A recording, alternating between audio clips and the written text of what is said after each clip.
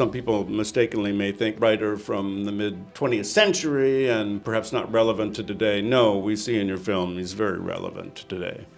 He predicted a future where truth would be outlawed, surveillance would be constant, and war would be peace.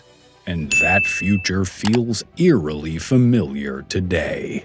This video dives deep into the life and prophetic works of George Orwell, the man behind 1984 and Animal Farm. From his days as a colonial officer to his transformation into one of the most powerful political writers of the 20th century, Orwell's journey was one of rebellion, truth-telling, and urgent warnings about authoritarianism, propaganda, and the erosion of freedom. Stay with us till the end to discover how Orwell's own life shaped his radical vision, and why his message is more urgent now than ever. Born on June 25, 1903, in the town of Motihari in British-ruled India, Eric Arthur Blair, better known by his pen name George Orwell, was the son of a colonial civil servant. Although his first year of life began in the East, he would soon be brought to England by his mother, along with his sister Marjorie, leaving his father behind in India. The family settled in Henley-on-Thames, where Orwell would grow up largely without a paternal presence.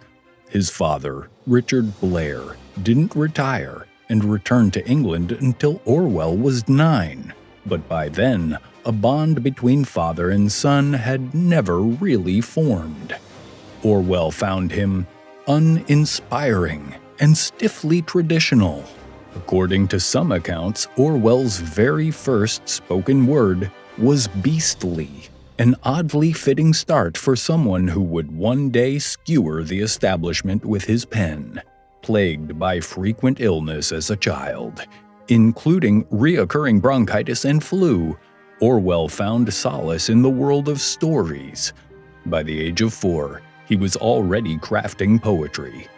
As he later reflected, his desire to write stemmed from a childhood sense of being alone and misunderstood. He was an outsider who invented imaginary worlds to feel heard. At just 11, he achieved his first small literary milestone, a poem published in a local newspaper. At age 8, Orwell was packed off to a traditional English boarding school, a common path for boys of his background.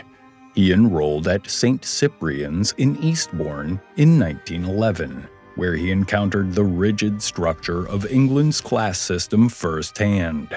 Attending on a partial scholarship, he soon realized that wealthier students were treated with greater favor, a fact that stung and would stay with him. Socially awkward and often left out by his peers, Orwell turned inward, escaping into the world of books. He devoured works by Rudyard Kipling, H.G. Wells, and others, building the foundation of his future literary voice. His academic excellence won him scholarships to Wellington and later the prestigious Eton College, where he continued to observe the hierarchies and hypocrisies of British elite culture, material that would one day fuel his biting critiques. Though he had excelled academically, Orwell's family lacked the means to send him to university. Instead, in 1922, he joined the Indian Imperial Police and was stationed in Burma. Over the course of 5 years, he witnessed the machinery of colonial rule up close, and it disillusioned him. The moral conflict he experienced during this time became the subject of some of his earliest and most powerful essays. By 1927, he resigned his post and returned to England, determined to become a writer, even if it meant living in poverty. Back in England, Orwell took on a variety of low-paying jobs to stay afloat, everything from teaching to dishwashing. These gritty experiences formed the backbone of his first major book, Down and Out in Paris and London, written in 1933. A raw and unflinching portrayal of poverty and life on the margins. To shield his family from potential embarrassment, he adopted the pen name George Orwell, a decision that would define his public identity forever. The following year, he turned to fiction with Burmese Days in 1934, a novel shaped by his years in colonial service. Through it, Orwell offered a searing indictment of imperialism and racial prejudice, marking his transition from struggling writer to emerging political thinker. In 1936, Orwell went to Spain, not as a journalist, but as a soldier, joining the fight against General Francisco Franco in the Spanish Civil War. The experience would change him forever. He was wounded in combat, taking a bullet through the neck and another in the arm, and was temporarily unable to speak. Worse still, both he and his wife Eileen were accused of treason by the Spanish authorities. Thankfully, the charges were filed after they had already fled the country. On returning to England, Orwell's health continued to deteriorate.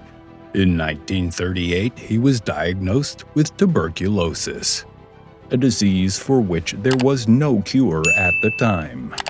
He spent long stretches recovering in sanatoriums, but the illness would become a permanent shadow over the rest of his life.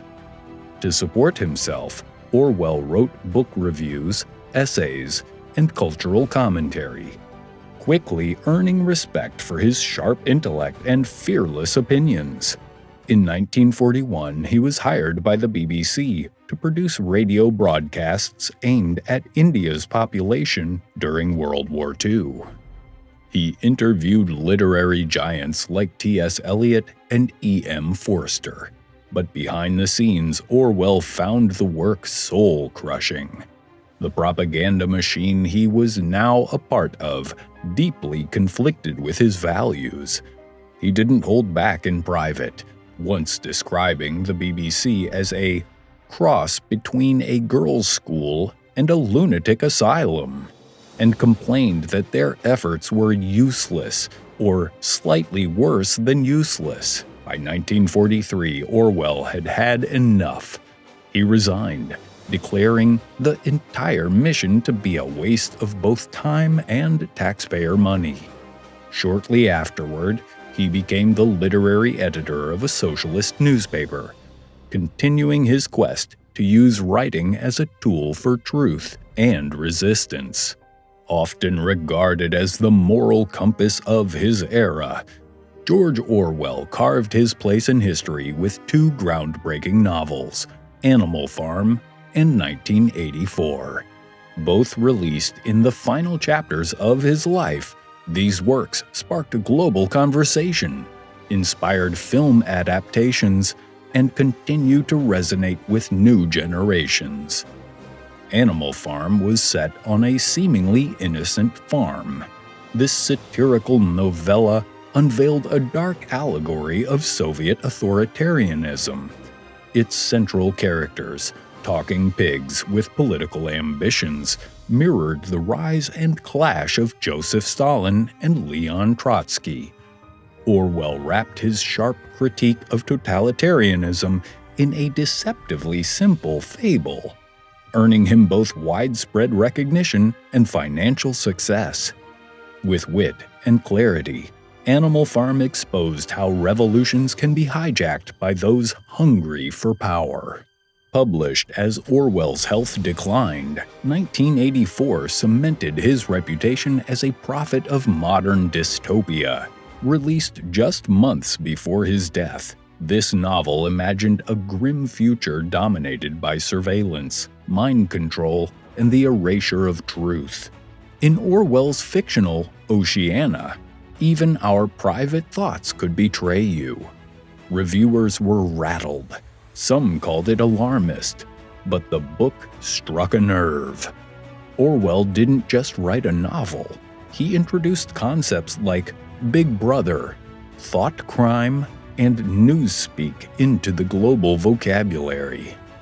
Beyond fiction, Orwell was a master essayist, using his nonfiction to challenge lazy language, political spin, and moral indifference.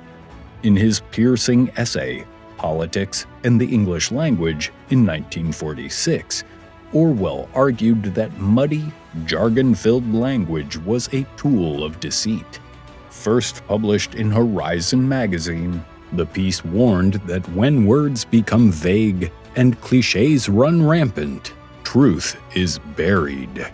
Orwell insisted that language should be a sharpened tool of purpose, not a foggy veil. To think clearly, he wrote, one must first write clearly. In June of 1936, Orwell married Eileen O'Shaughnessy, a woman who became his closest collaborator and supporter. Their partnership lasted until her sudden death in 1945. During their marriage, they adopted a son, Richard Horatio Blair, whom Orwell named in honor of a family ancestor. After Eileen's death, Richard was primarily raised by Orwell's sister, Avril. Orwell's personal life was far from conventional. Reports suggest he and Eileen had an open marriage, and Orwell had several extramarital affairs. As his health waned, he proposed to Sonia Brownell, a literary editor. The two wed in October of 1949, just a few months before his passing. Sonia would go on to oversee his estate and help shape his literary legacy. On January 21, 1950, Orwell succumbed to tuberculosis at the age of 46. Though his time was short, his ideas, sharpened by clarity and conviction, continue to echo across generations. His warnings have proven hauntingly relevant in the digital age. Though he once described the BBC as a soul-numbing bureaucracy, Orwell's likeness now stands outside its headquarters in London, sculpted by Martin Jennings and unveiled in 2017. The bronze statue is accompanied by a quote carved in stone. Quote, "If liberty means anything at all, it means the right to tell people what they do not want to hear."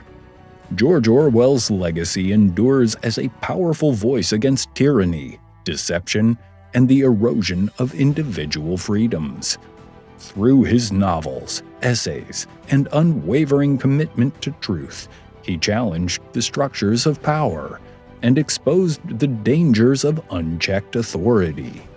His ideas remain relevant in the age of surveillance, propaganda, and digital manipulation, reminding us that the battle for freedom begins with clarity of thought and the courage to speak out. Orwell didn't just document the world, he warned us about what it could become.